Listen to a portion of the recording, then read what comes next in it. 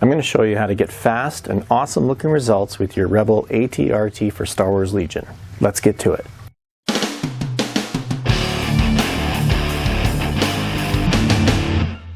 Hey guys, Jared here. So it's going to be another one of these like quick, easy types of techniques as we paint the ATRT. I'm going for something that's going to look great on the table, but not exactly win awards, as always. Should be easy for you guys to replicate this look if you dig it. It's going to be in a Scarif style, just like the Rebels in my other tutorial, which you can see here. The walker itself is going to be like in a sand kind of deserty kind of color scheme, and hopefully everything will be in focus and not overexposed like it was with Luke. But let's hit the painting table and I'll show you. First, here's a look at the results we're going to be going for with this tutorial. So guys, I decided to do the ATRT in Dunkelgelb colors for my bolt action tanks. So I'm starting with a Vallejo dark yellow primer. Pretty straightforward. I just airbrushed it all over the vehicle and the rider as well.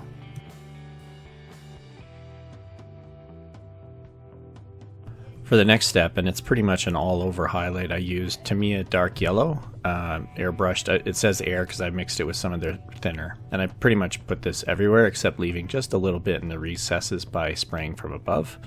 And then 50-50 dark yellow and Deck Tan with some air thinner, or some of their thinner, sprayed on more as a highlight, so mostly on the upper surfaces, and you know, going for fairly sort of a sandy looking color by the end of it. If you don't have an airbrush or access to Tamiya paints, you could probably get by with something like a Sandry Dust Primer from GW. Okay guys, I have to interrupt. Full disclosure, kind of screwed up here. This is the point where prior to adding the chipping and paint chips that I'm about to do, I probably should have painted on like some green markings on the front hood of the walker itself, like you see in the pictures. If you're going for that look, if you want those markings, paint them now. Either hand paint them or tape them off and spray them on with an airbrush, whatever you want to do. But you want to do that before we get to this next weathering step. For the next step, we're going to go in and use a matte black. I'm using an Army Painter matte black.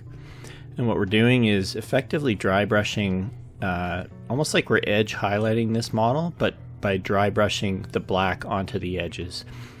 So it's a little bit unusual and something you wouldn't be necessarily used to if you're used to painting like Warhammer models and stuff. But the idea here is to create a sense of wear and worn paint all over the sharp edges of the vehicle. This is the same technique we used in the ATST tutorial.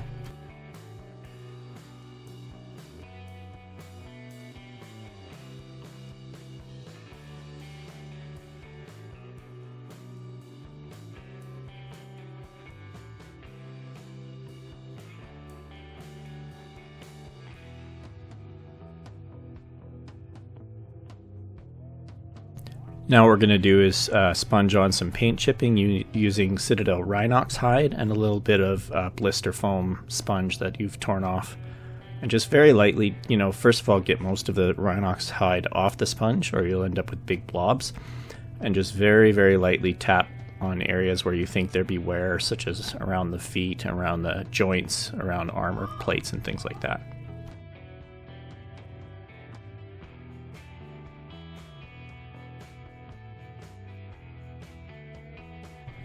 Now we need to paint the rider, and I'm using all of the exact same steps I used in my Scarif Rebels tutorial in a previous video, which I'll link here. First step being to paint the brown Vallejo Game Ink all over the pants.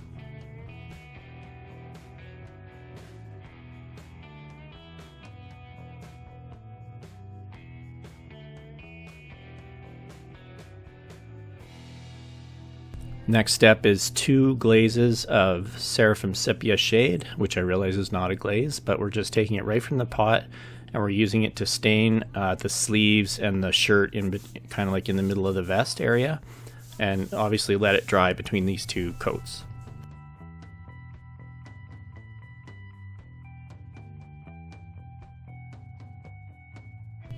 Next step is Vallejo Game Ink Sepia, which we will paint onto his belt and belt pouches, his boots, and his gloves, and his hat. Or helmet. I'm still not sure what that is.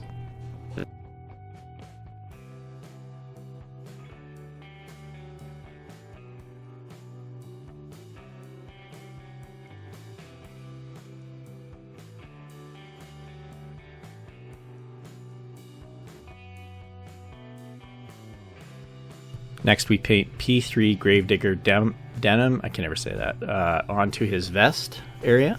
You can use any sort of a dark blue-gray. I think Citadel Dark Reaper would work just as well.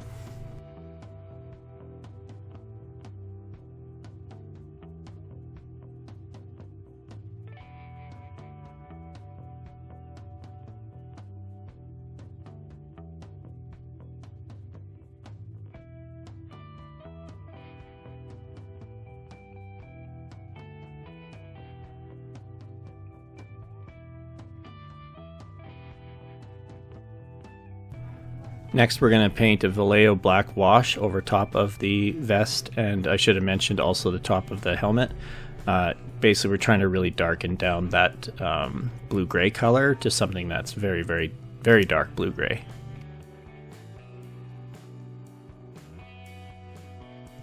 Now the flesh, I used Vallejo Dwarf Skin, and it's Vallejo Air, so I don't actually thin this because it's basically pre-thinned to be used straight out of the bottle in an airbrush, so it's actually kind of flows nicely and doesn't clump up and stuff like that. In fact, it was so thin, I ended up doing 2 coats of this to get a nice smooth opaque look. And you can use any like base color, maybe Citadel Bugman Glow or something like that would be fine.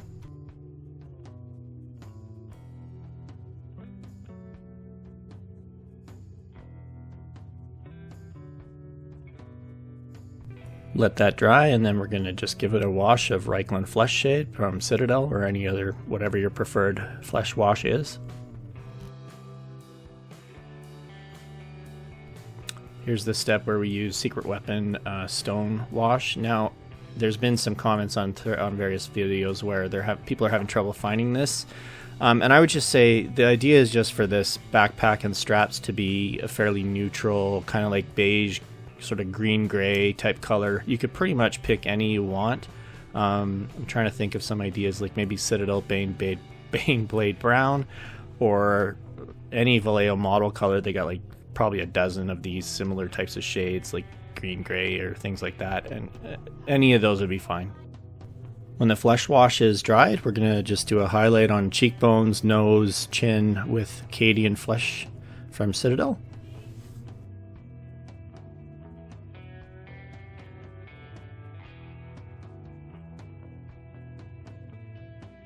And when that's dry, a highlight of Citadel Kislev Flesh, obviously Citadel being from Games Workshop, and the usual idea. And by the way, I thin both of these with a bit of water, which you should pretty much always do, or almost always do. And highlighting the highest parts of the cheekbones and the nose and the chin, a little bit of the jawbone and the neck tendons and things like that. Anywhere that there's a raised surface. Next step, we're going to give the model an entire coat of gloss varnish, and I used Vallejo Premium Air Gloss, and the reason I'm doing this is I decided I'm going to need to give it a bit of a wash to pull out some detail in the legs and mechanical areas. Using some Citadel Gloss Aggrax Earthshade, I'm just going to paint that over areas where there's gears or joints or any panels, things where I want to sort of create a little more separation. And the gloss coat combined with the gloss Aggrax should prevent it from staining that sand color we've achieved on the all over, and just run into this recesses and things like that, and just create some nice shading and some nice separation. Depending on your standards, this could definitely be an optional step. I don't think you necessarily need to do it. Before we paint the metal areas, we're going to go back over him with a matte varnish, and we want to apply the matte varnish prior to the metallics so that the metallics don't end up all really dulled down.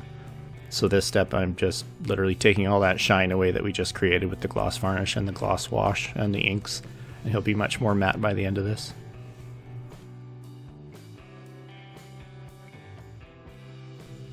Now some Runefang steel from Citadel. I can't say any of these paint names for some reason. I tend to use a rougher, broader brush for guns because they're so the surfaces are so bumpy and irregular, and I find it easier to paint them on that way. But just go all over him, all the pistons and things like that. Just pick that out in the Runefang steel.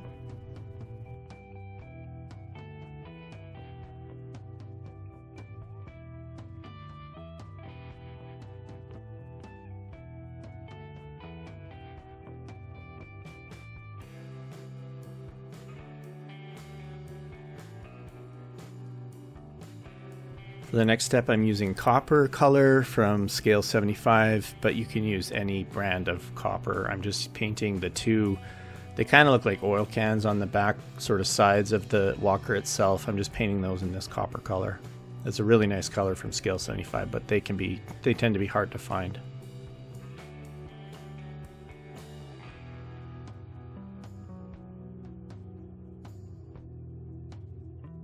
Pretty close to the final two steps here is just to take Nuln oil gloss and go over all the weapons and metal areas that we've painted here, after they dried of course.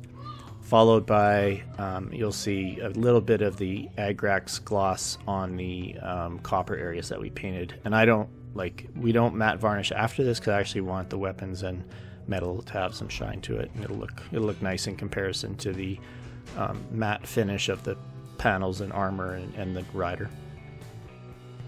So I'm probably not going to do the base of this guy in this video. I'll just talk over the Aggrax step here. I think I'm gonna do both him and the ATST in one tutorial where I talk about doing the desert bases in a larger style. But effectively it's the Vallejo desert paste that's just painted all over this base along with maybe some cork tile, something like that. Here's a look at the finished ATRT.